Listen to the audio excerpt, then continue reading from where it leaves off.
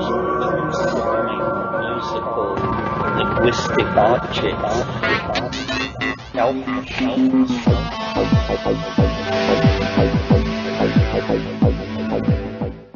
Greetings from Cyberdelic Space. This is Lorenzo, and I'm your host here in the Psychedelic Salon. So, here we are at the beginning of 2008. Can you believe it?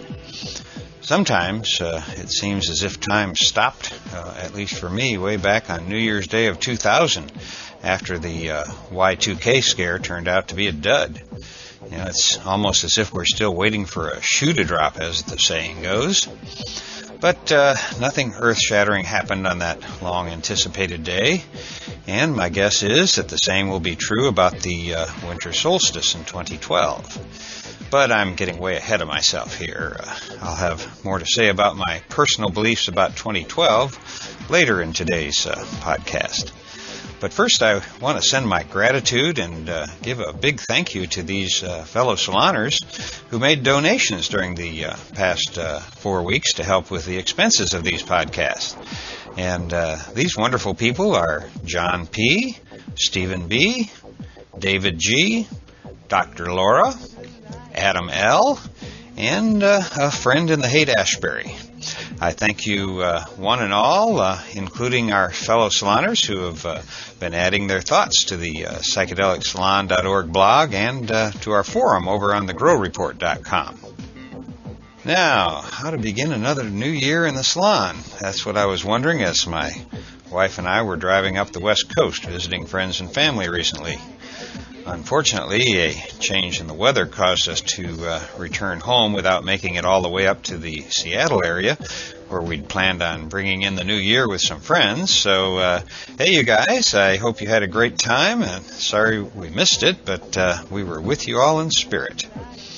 You know, it was kind of strange during our long car ride to find myself spending so much time thinking about the salon and what it is we seem to be doing here. And I'll try to get back to that thought later in the program, but first I want to get on with today's talk by Terence McKenna. I realize that we were in the middle of listening to one of the trilogues between Ralph Abraham, Rupert Sheldrake, and Terence, but I wanted to begin the year with something more focused, something that we maybe could use to help set our course for what I think has the potential of being a year of great consequence. You know, lots of things will take place this year. Pluto is entering Capricorn for the first time in about 240-some years. The U.S. elections are promising some kind of change in direction for the American empire. The tottering world economy and our global ecology are sure to bring a few surprises. And then we are also in the closing years of the current Mayan calendar. The list goes on, and if you're paying close attention, you already know these things and can almost feel the impending, what shall we call it, the crunch, the shift, or just change. In the U.S., that's the buzzword for all the politicians right now, change. But they'd better be careful of what they're asking for, because they might really get it this time. You know, it seems to me that a radical change is what our species requires if it's going to survive this millennium. But the only people who are going to have a difficult time this year, at least the way I choose to believe, are those who are going to try to hold what they got, hold the status quo, or even go backwards. Well, I've got news for them. The status quo isn't sustainable. At least it isn't sustainable for the human species. So maybe we better begin to make some radical changes in the way we're living on this planet. And we'd better begin making those changes now. Of course, the only person I actually have even the slightest degree of control over is myself. And so I thought I'd better listen to something inspirational to get myself geared up for a year of change. And for me, that means another dose of Terence McKenna. Now, you might wonder why I picked this particular talk to play today, because at first you might think he's only talking to visual artists. But for me, this talk has a message that is worth taking to heart no matter what your chosen path in this life is, because I find that each and every person's life is actually a work of art. I still remember the first time that thought came to me.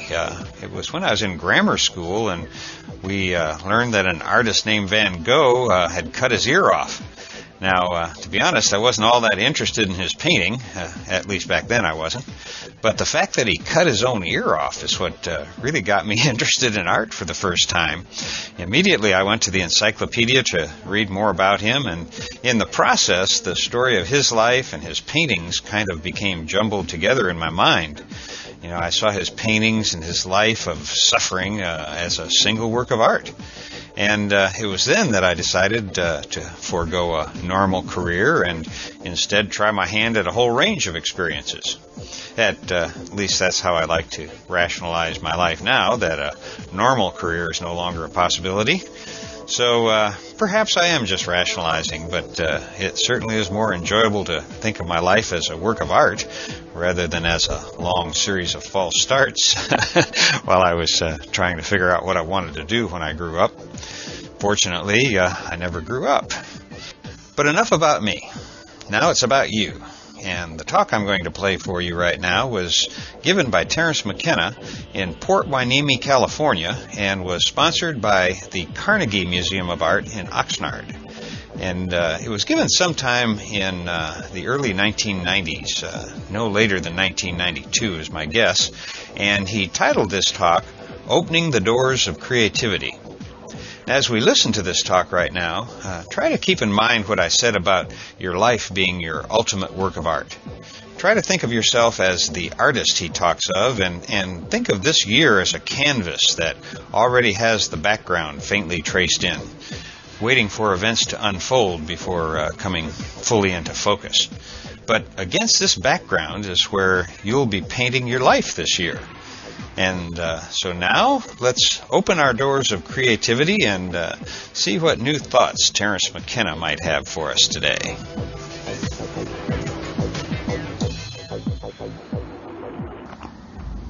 Well, the theme that unites these lectures is creativity and the techniques by which the artist can refine his or her vision, expand the vision, communicate the vision.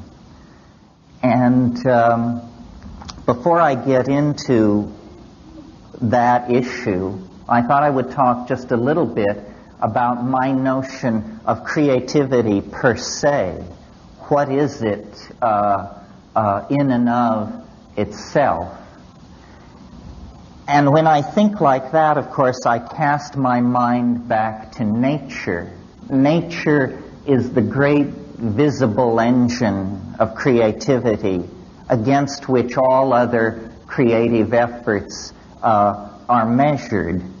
And creativity in nature has a curious distribution. It's something which accumulates through time. If we stand back and look at the universe, we see that at its earliest moments, it was very simple. It was a plenum.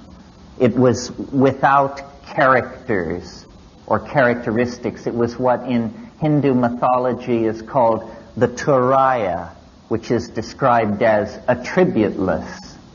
And naturally, if something is without attribution, you can't say much about it. It takes a while for it to undergo a declension into more creative realms. And these creative realms are distinguished as domains of difference. The precondition for creativity is, I think, disequilibrium, what mathematicians now call chaos.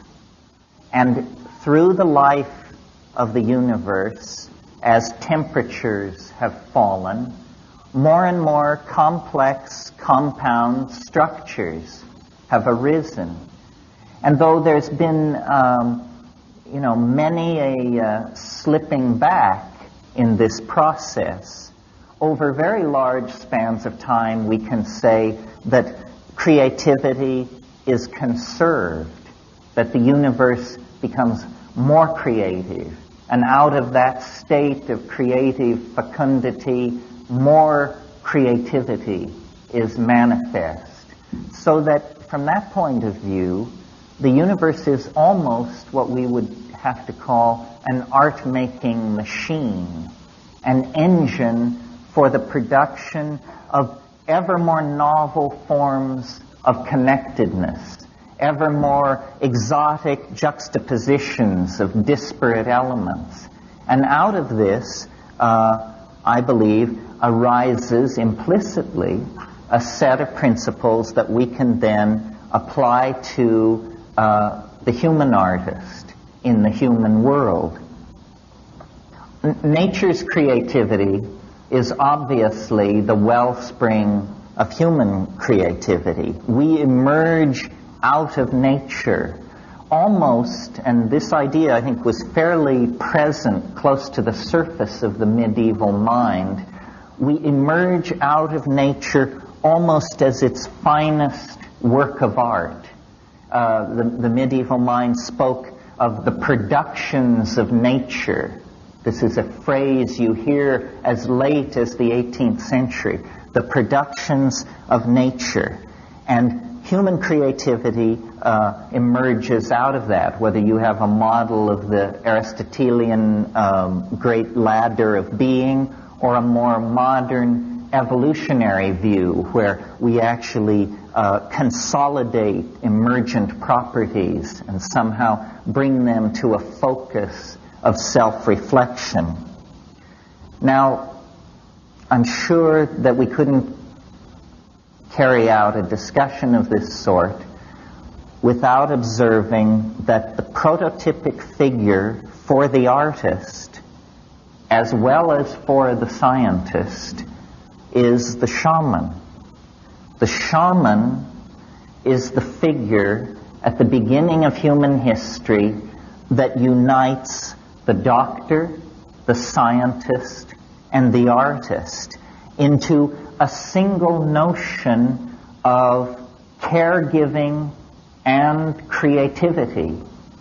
And I think that, to whatever degree art over the past several centuries has wandered in the desert, it is because this shamanic function has been either suppressed or forgotten.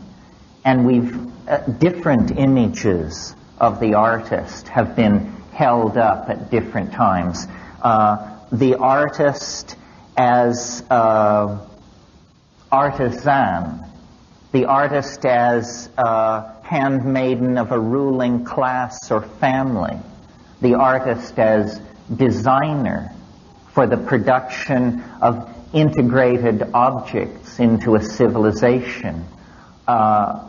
This notion of the artist as mystical journeyer, as one who goes into a world unseen by others and then returns to tell them of it, was pretty much lost in the post-medieval and Renaissance conception of art up until the late 19th century or early 20th century, where, beginning with the Romantics, there is a new permission to explore the irrational.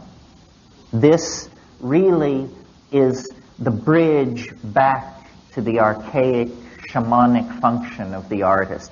Permission to explore the irrational. The Romantics did it with their elevation of titanic emotion, romantic love specifically. The symbolists in the mid-19th century did it by a re-emphasis on the emotional content of the image and a rejection of the previous rationalism. And that emphasis on the image and on the emotions set the stage then for what I take to be the truly shamanic movements in art, which begin really with Alfred Jarry in the late 1880s and early 1890s. Jarry, you may remember, was the founder of something called the École du Pataphysique, the Pataphysical College, Jarry announced pataphysics is the science. The problem was nobody could understand what it meant or what it stood for, including Jarry.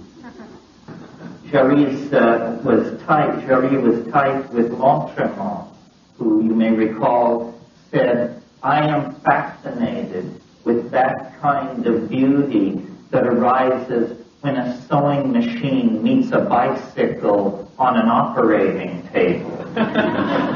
See, this was a true effort to bend the boundaries of art, to create new permission really for the unthinkable. And this, again, reinforces the shamanic function. What do we mean when we say the unthinkable? We mean the envelope of that which can be conceived. And for at least 200 years, the ostensible mission of the artist has been to test the conceptual and imagistic envelope of what the society is willing to tolerate. And this has taken many forms. The deconstruction of imagery that we get with abstract expressionism, going back into impressionism and the pointillists, or the permission for the irrational imagery of the unconscious, surrealism and German expressionism make use of this permission. Always the idea being to somehow destroy the idols of the tribe, dissolve the conceptual boundary of ordinary expectation. Well, in order to do this, it seems to me there is a precondition for the creation of art, which I call understanding. And I don't mean this in an intellectual sense. I mean it in the sense that Alfred North Whitehead intended when he defined understanding as the apperception of pattern as such. As such. There's nothing more to it than that. You see, if we were to look at this room and we were to squint our eyes, and I'm doing this right now, and I see that the room divides itself into people dressed in red and people dressed in blue. This is a pattern, and it tells me something about what I'm looking at. Now I shift my depth of field. Now I'm looking at where men are sitting and where women are sitting. This is a different pattern, and it tells me more about what I am looking at. The number of these patterns theoretically present in any construction is infinite. That says to me then that the depth of understanding cannot be known. It cannot be known. Everything is immanent. William Blake makes this point, you know, that you can see infinity in a grain of sand. So understanding then is the precondition for creativity. And this understanding is not so much intellectual as it is visual. Visual. And in thinking about this, I realized what an influence upon my own ideas in this area Aldous Huxley was. Not the Huxley that we might ordinarily associate with my concerns, the Huxley of The Doors of Perception and Heaven and Hell, but the Huxley of a very modest book that he wrote in the early 50s called The Art of Seeing. The Art of Seeing. And in that book, he makes the point that a good art education begins with a good drawing hand. That to be able to coordinate the hand and eye and to see into nature, to see into the patterns present as such, is the precondition for a kind of approach to the absolute. Now, out of this process of seeing, which I'm calling understanding, the creative process ushers in novelty. And many of you have heard me speak of novelty in another context, in the context of nature as a novelty-producing engine of some sort, and ourselves almost as the handiwork of nature. But this same handiwork of nature which we represent, we also internalize and re-express through the novelty of the human world.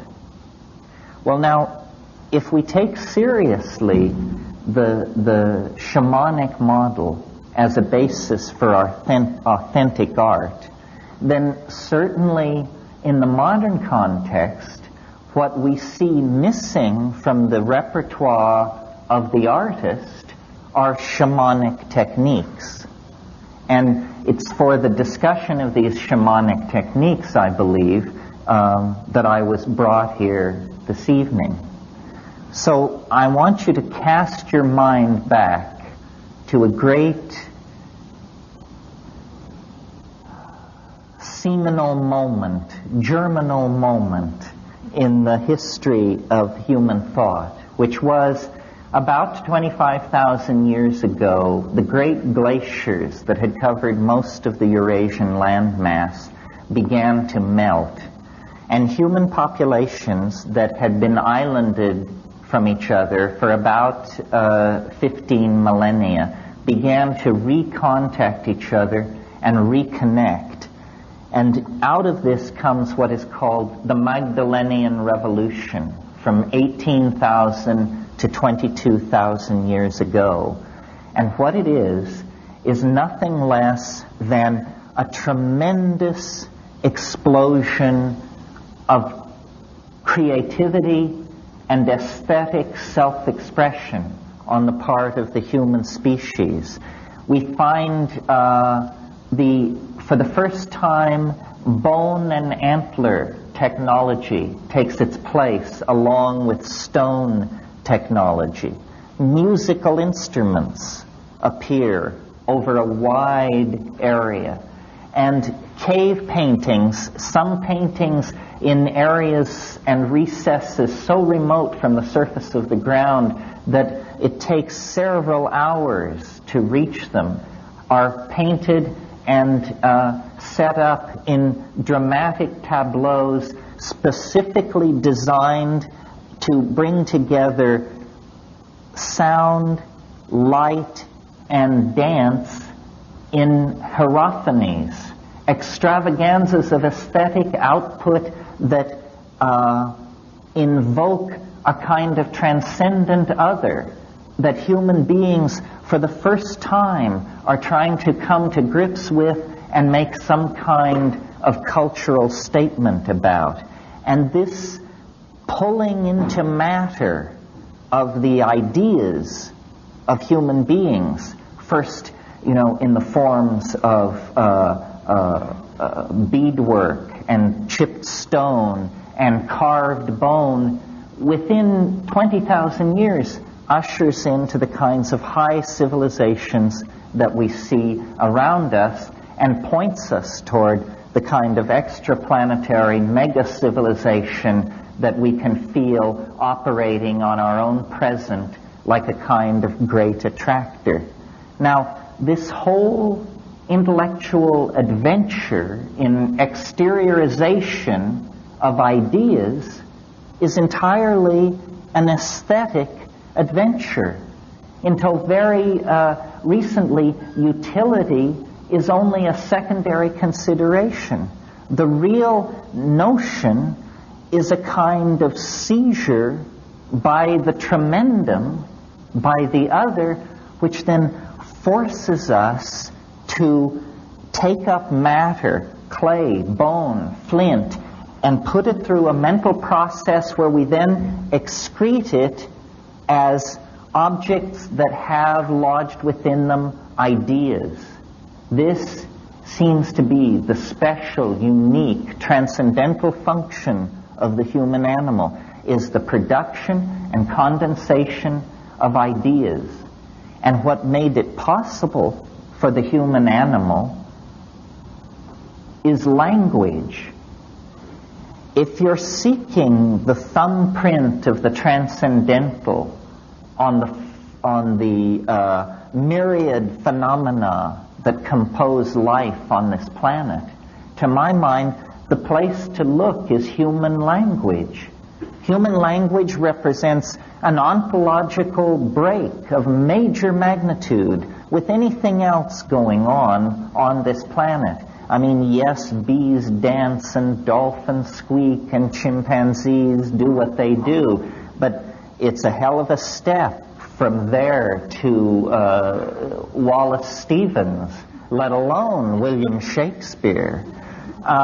Language is the unique province of human beings, and language is the unique tool of the artist. The artist is the person of language. And I've, given a lot of thought to this because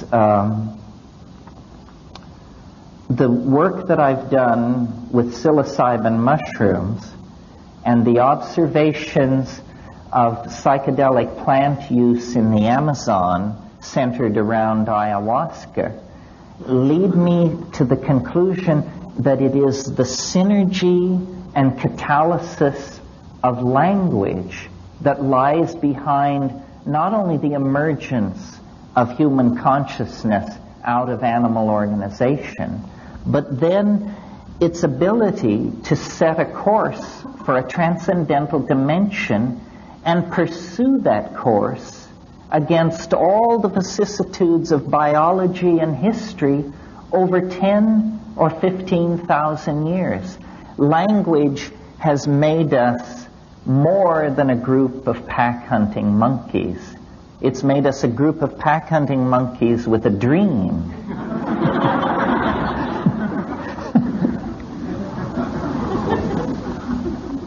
And the fallout from that dream has given us our glory and our shame, our weaponry, our technology, our art, our hopes, our fears.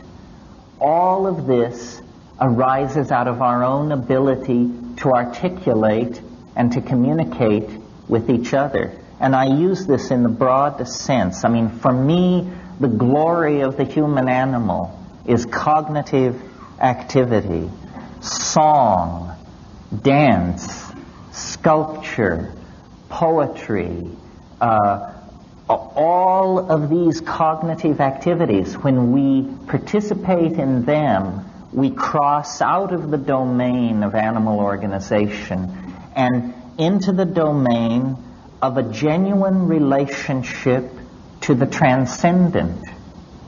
As you know, shamans in all times and places gain their power through relationships with helping spirits, which they sometimes call ancestors, sometimes call nature spirits, but somehow the acquisition of a relationship to a disincarnate intelligence is the precondition for authentic shamanism.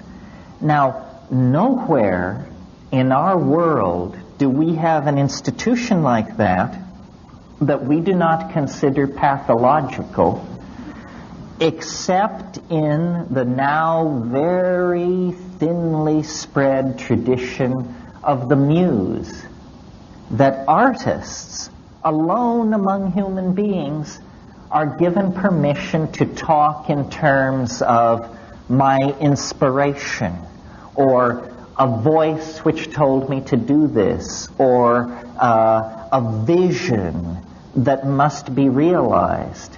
The thin line, the thin thread of shamanic descent into our profane world leads through the office of the artist.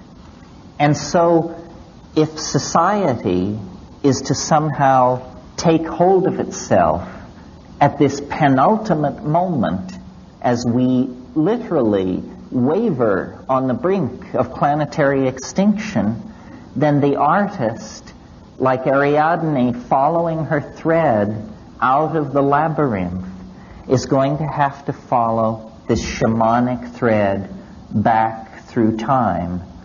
And you know, one of the most disempowering things that has been done to us by the male-dominant culture is to brush out our footprints into the past. We don't have a clue as to how we got here. Most people can't think further back than the first Nixon administration, let alone, you know, the arrival of the Vikings, the fall of Çatalhöyük, the melting of the glaciers, so forth and so on. We have been disempowered by a rational tendency to deny our irrational roots, which are a kind of embarrassment to science, because science is the special province of the ego, and magic and art are the special province of something else. I could name it, but I won't. It prefers to be unnamed, I think. So, how seriously then are we to take this, I'll call it an obligation, to follow the shamanic thread back into time? Well, I think that it is a matter of saving our own souls, that this is the real challenge. You know, I love to dig at the yogins by saying nobody ever went into an ashram with their knees knocking in fear over the tremendous dimension they know they were about to enter through meditation. Still truer and more sad, still more true and more sad, is the notion that very few of us pick up our sculpting tools or our airbrush with our knees knocking with fear, because we know we are invoking and acting with the muse at our elbow. And somehow I think the artists need to recover this sense of mystery.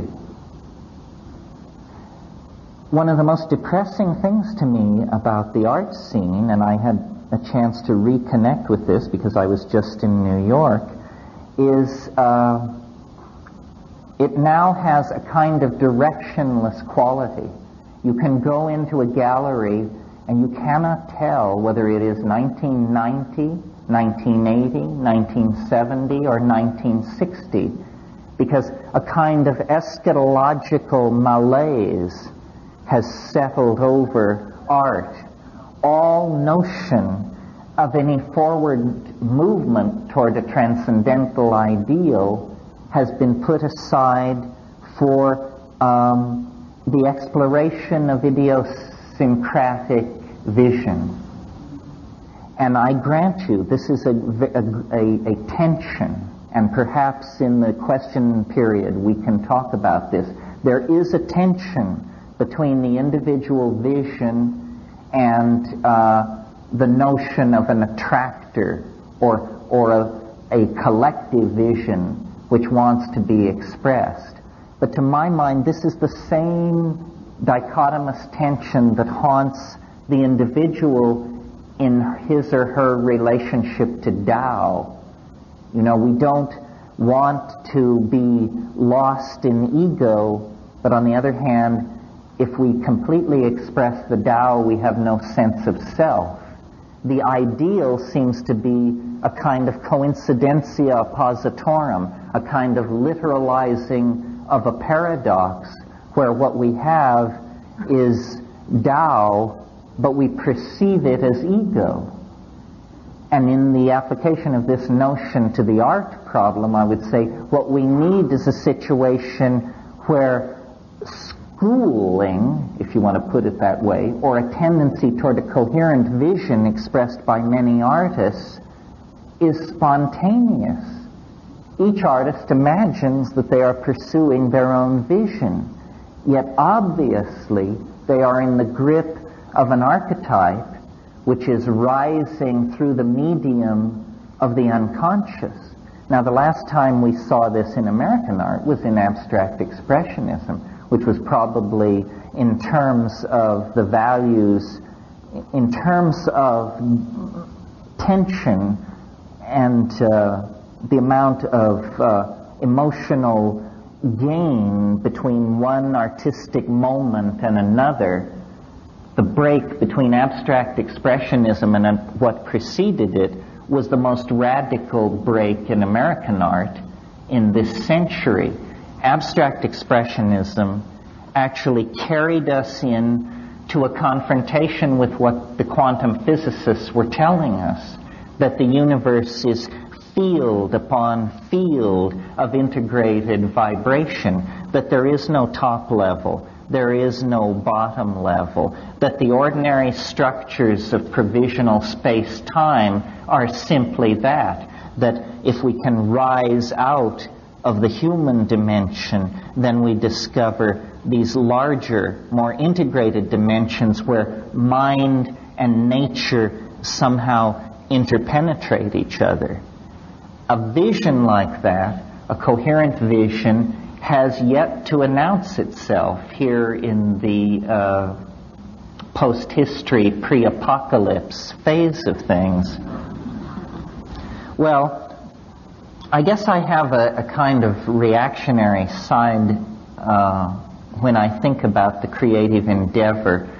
I believe that the psychedelic experience, as encountered by each of you in the privacy of your own mind, or as encountered by a pre-literate society somewhere in the world, that psychedelic experience is in a way the Rosetta Stone, not only for understanding the encryption that our own lives represent each to ourselves, but it's also a Rosetta Stone for uncoding the historical experience.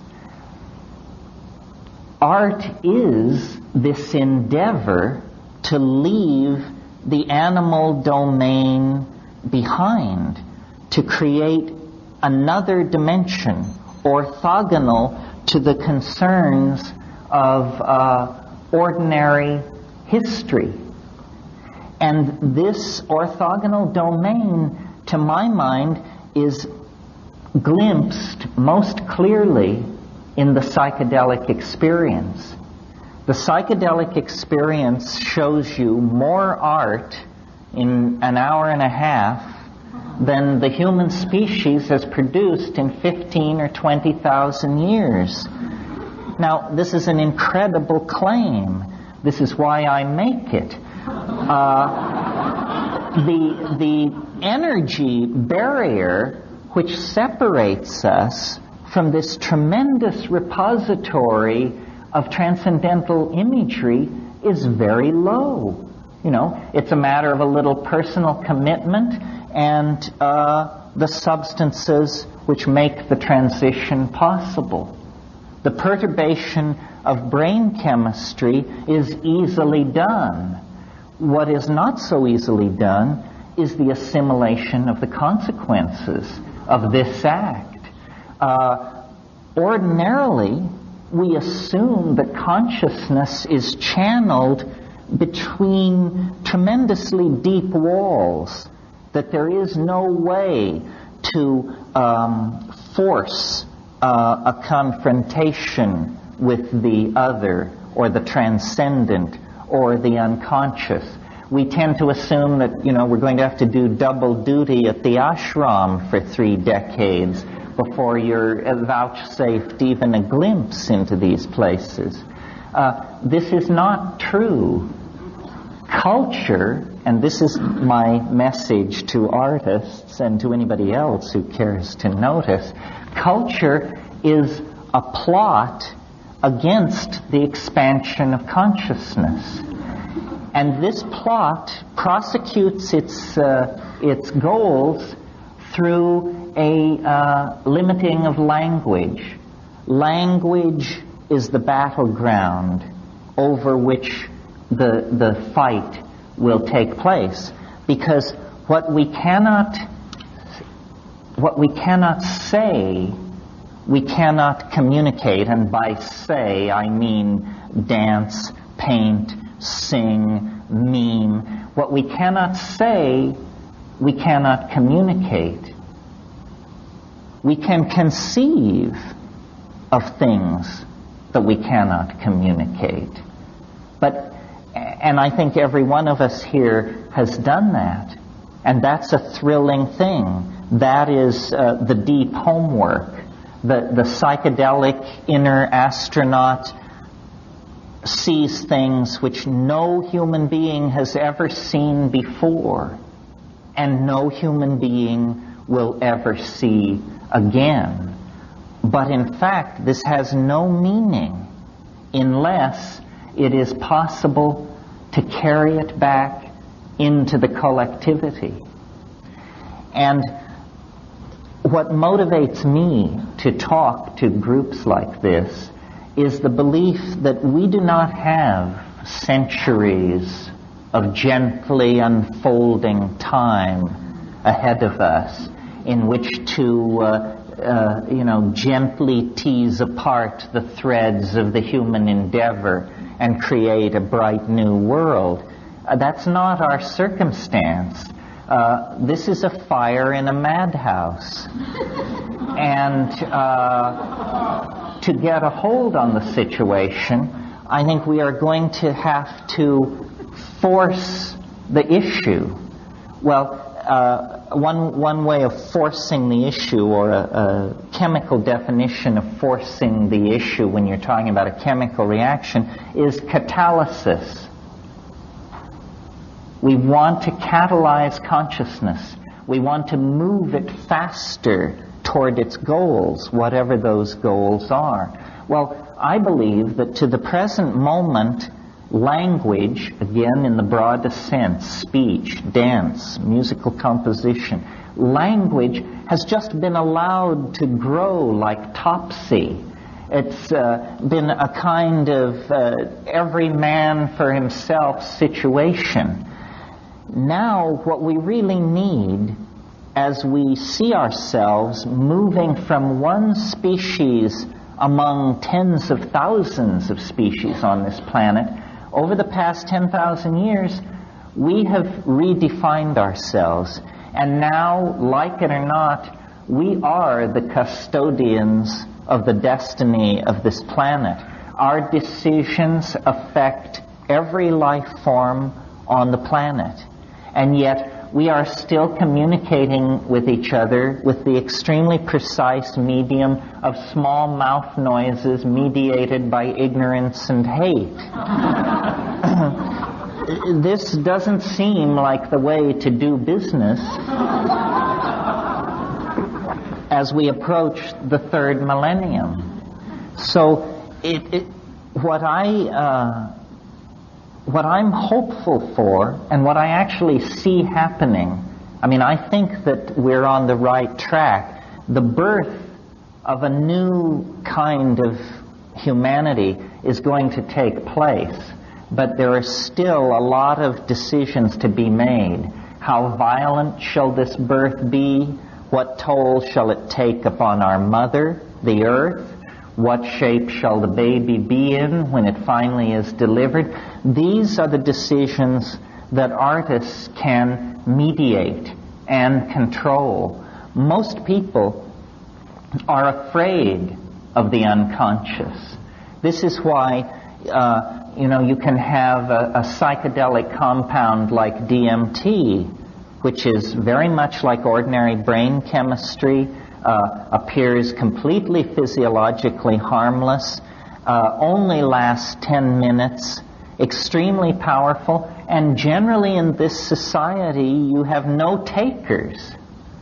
This is because there has been a failure of moral courage, and the failure of moral courage is perhaps most evident in our own community, the community of the artists. In a way, it's the poets that have failed us because they have not provided a song or sung a vision that we could all move in concert to. So now we are in the absurd position of being able to do anything, and what we are doing is fouling our own nest and pushing ourselves toward planetary toxification and extinction. This is because the poets, the artists, have not articulated a moral vision. The moral vision must come from the unconscious. It doesn't have to do, I believe, with these post-meaning movements in art, deconstructionism, and this sort of thing. That art's task is to save the soul of mankind, and that anything less is a dithering while Rome burns. Because if the artists who are self-selected for being able to journey into the other, if the artist cannot find the way, then the way cannot be found. Ideology is extremely alien to art. Political ideology, I mean. And if you will but notice, it is political ideology that has been calling the shots for the last 700 or 800 years. We can transcend politics if we can put some other program in place. You cannot transcend politics into a void. And I believe that a world without ideology could be created if what were put in place of ideology were the notion of the realization of the good, the true, and the beautiful. You know, the three-tiered canon of the Platonic aesthetic. Reconnect the notion of the good, the true, and the beautiful.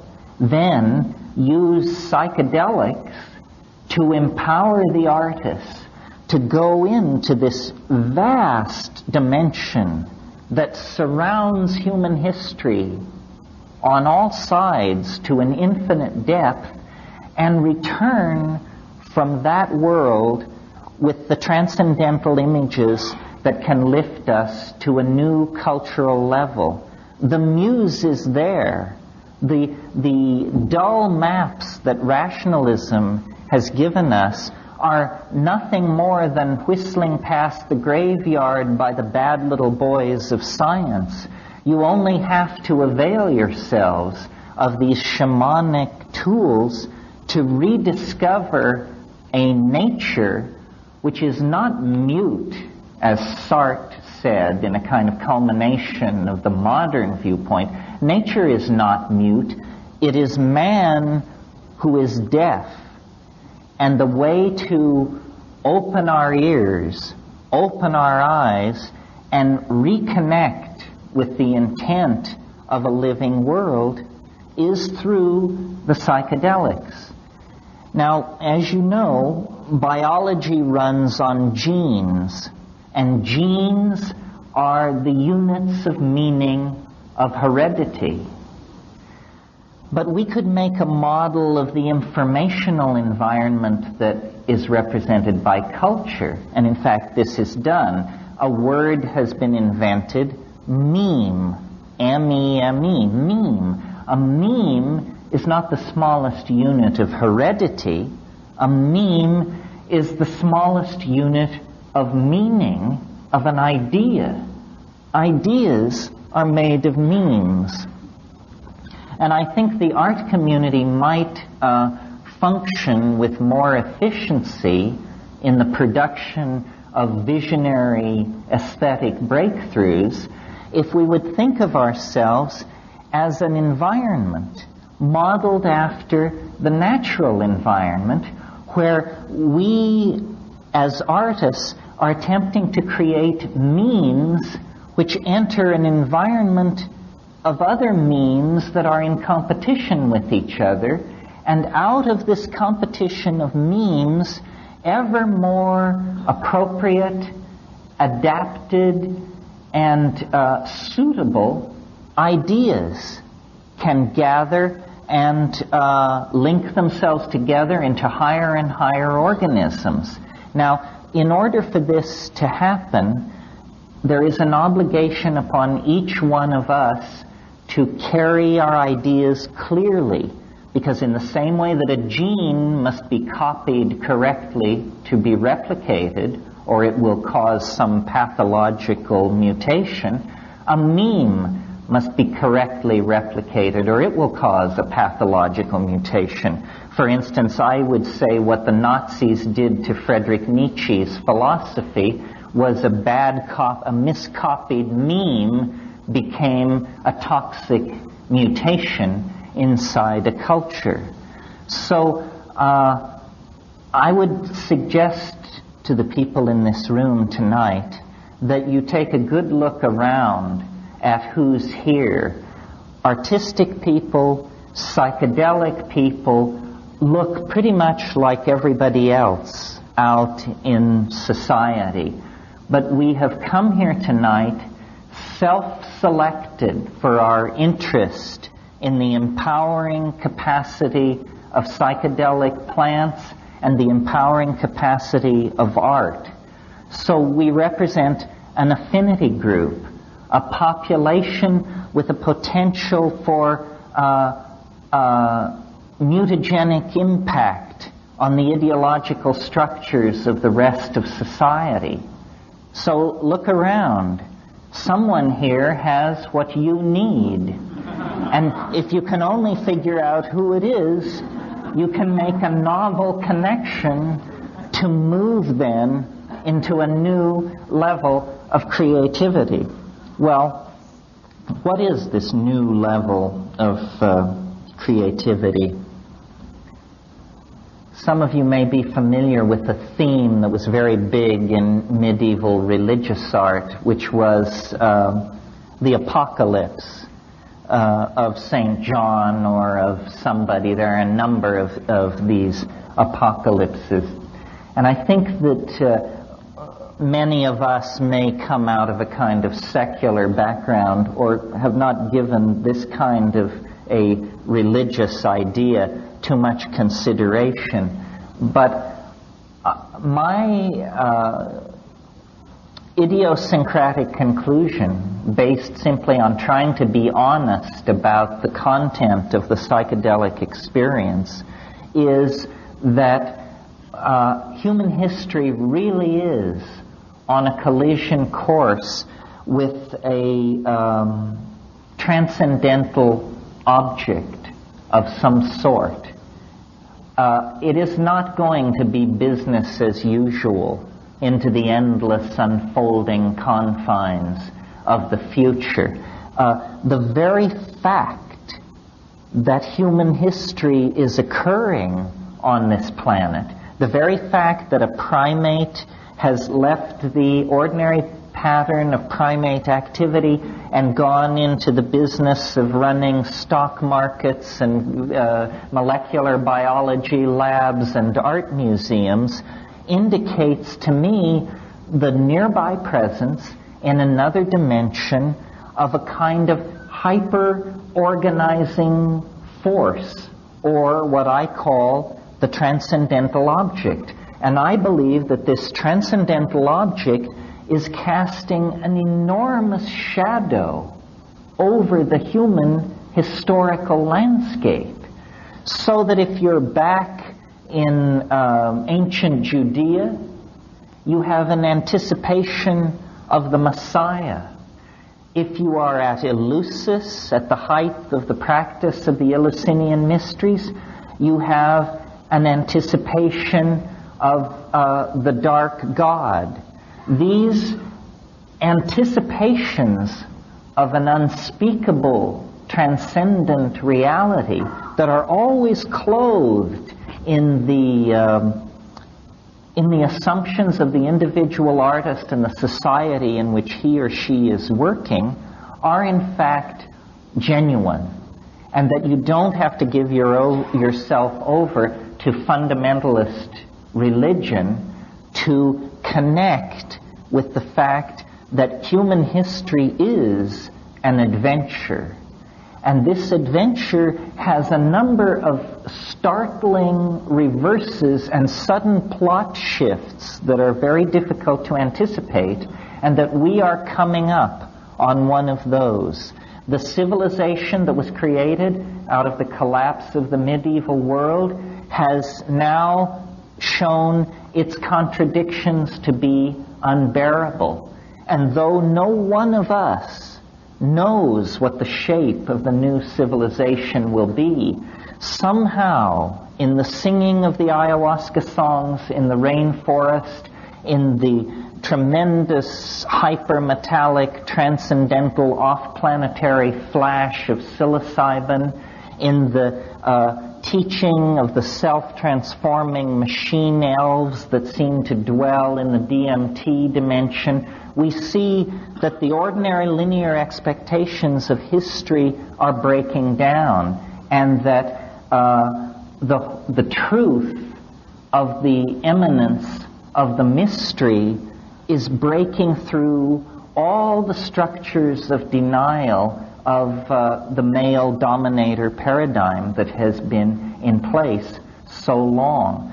The way to make this birth process smooth, the way to bring it to a conclusion that will not betray the thousands and thousands of generations of people who suffered birth and disease and migration and starvation and lonely death so that we could sit here this evening, the redeeming of the human enterprise all lies then in helping this thing come to birth.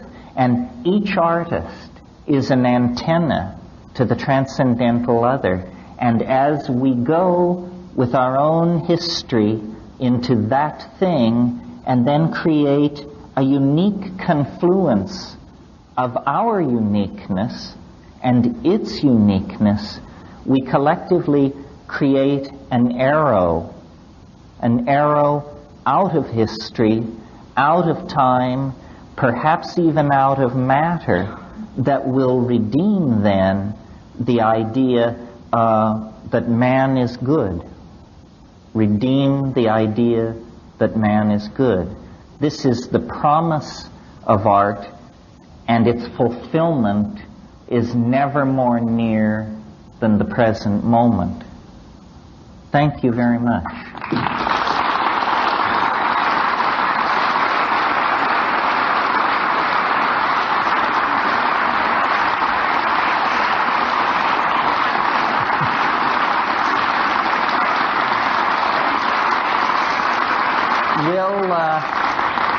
I think we'll I'm happy to take questions. Here.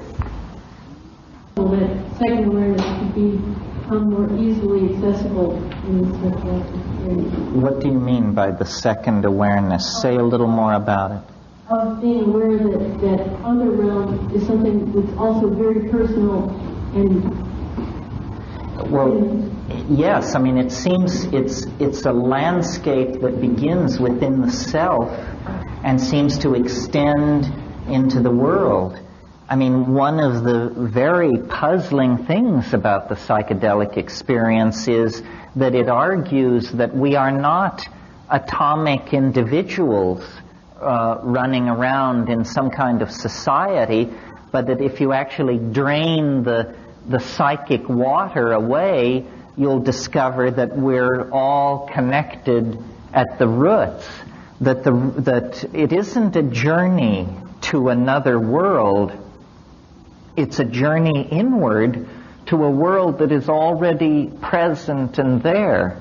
The astonishing thing is how alienated we are from our own interior, from the interior world, to the point where we can hardly recognize it.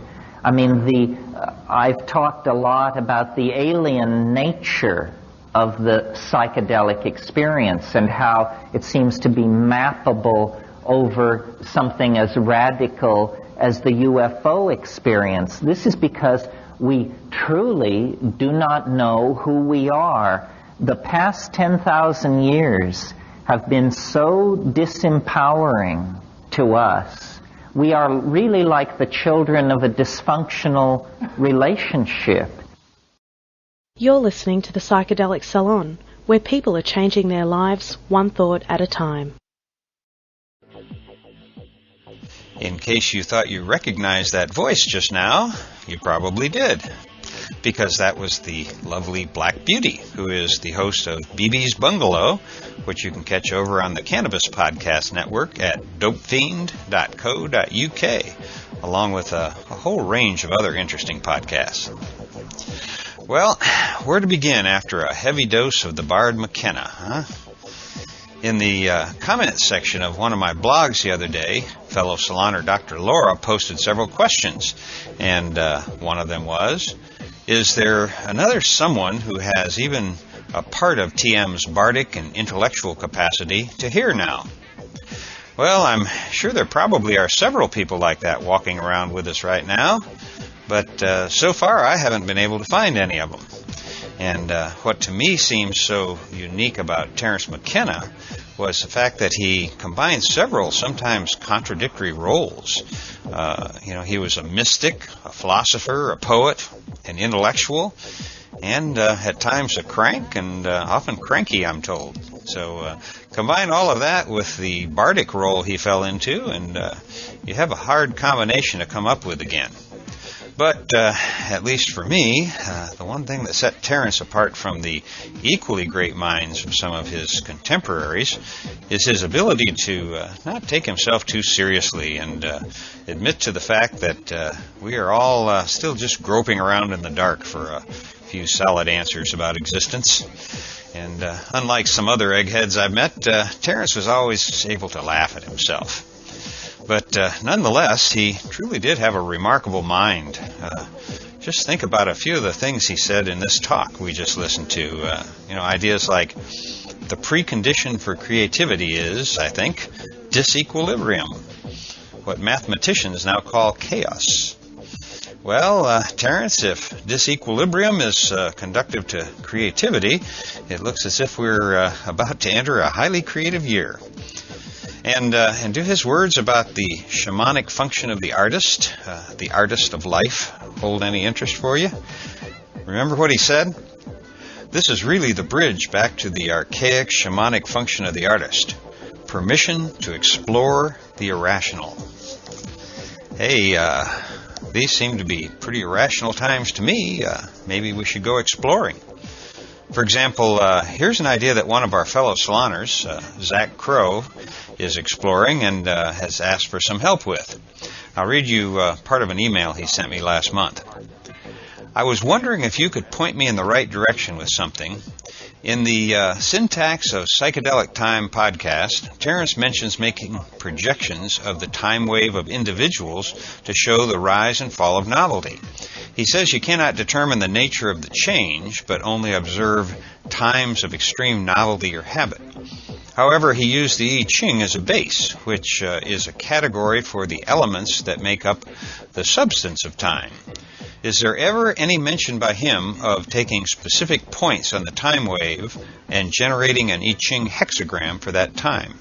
If you know where I could find more information about his graphing for specific people and or ever heard mention of his deriving a hexagram from points on the wave, I would be grateful to you for sharing this information. Well, Zach, I don't have a clue about this myself, but if any of our fellow saloners know something about that, well, please post it on the psychedelicsalon.org blog, and hopefully we'll get some discussion going. Also, Murr and several others asked about the raw source file for the McKenna excerpt I used in podcast 120. And yes, somewhere I've got that raw file, but for the life of me, I can't remember which talk it came from. But like the talk I just played today, it was on a disc full of McKenna talks that eRock X1 sent me. And hey, thanks again, eRock X1. I appreciate everything you've done for us here in the salon. So somewhere you can find that whole talk online, and hopefully I'll find it again and podcast it yet this year. Now, before I forget it, another of Dr. Laura's questions was, any advice on the order to listen to Terence McKenna from sources not on your podcast?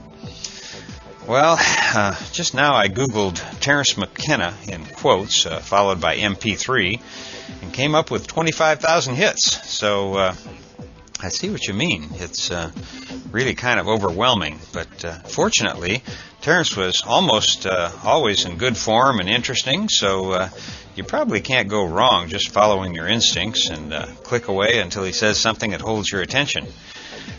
I don't mean to trivialize this, but my hunch is that every one of us would come up with a different list of where to begin to listen to Terence. But if anyone does have some ideas that they would like to share about this, why don't you begin a topic about it on the psychedelicsalon.org blog or on our forum at thegrowreport.com, and I'll add my 2 cents there. Actually, I'm really behind in reading these forums right now, but I hope to catch up in the next few weeks as I get back into the old podcasting groove again. Since it's been so long since my last podcast, I'm afraid that I've let a whole bunch of thank yous slip by without proper mention. For example, I received several really cool gifts from fellow saloners that I truly appreciate, even though I haven't gotten a thank you out to you yet, like the music from Tor, DJ, Martin, and several others whose names I'm sorry to say escape me at the moment. And I also received several wonderful pieces of art, including a print of Syrians reflecting the vocal cords of Gaia, all of which I really appreciate. And that music and art kind of got me to thinking about how I miss being able to listen to the music and see the art that our fellow saloners have posted to MySpace. You know, before we got kicked out of that site, I found it interesting to click through to the pages of some of our fellow saloners who posted their art and music on that site and see and hear your creations. Now, this is just an offhand idea, but if somebody wanted to volunteer to manage the site, I'd be happy to set aside some server space and bandwidth to host art and music created by our fellow saloners. Maybe it would just be links to other sites where your artwork is already online, sort of like a MySpace page or something. But it'd be nice to be able to just focus on the art and music of friends of ours from the salon. You know, this may not be of any interest to you, but if you'd like to organize and run a little project like that, just send your ideas to lorenzo@matrixmasters.com. Or maybe we can work something like that into the psychedelicsalon.org blog. Better yet, if this idea interests you, why not start a topic on our blog or our forum at thegrowreport.com and get some discussion going if there's any interest in collecting something like this into one place. But mainly, I want to thank all of you that sent a gift or a note or a kind thought or two. I really appreciate all of your love and support, and most of all, I appreciate you stopping by the salon to join us for a little mind candy from time to time. And getting back to the mind candy for a moment, there is one more question that Dr. Laura posed that I think needs answering, and not just by me, but by you as well. The question is, where are you on the 2012 fence? Well, that's an excellent question, don't you think? Now that we're only a few years away from the winter solstice of 2012, where do you stand? Do you think that there will be an event of cosmic proportions take place? Or do you think it's just going to be another day? You know, for two different views about that day, you can listen to podcasts 56 and 57, where Daniel Pinchbeck and I took opposite sides in that debate.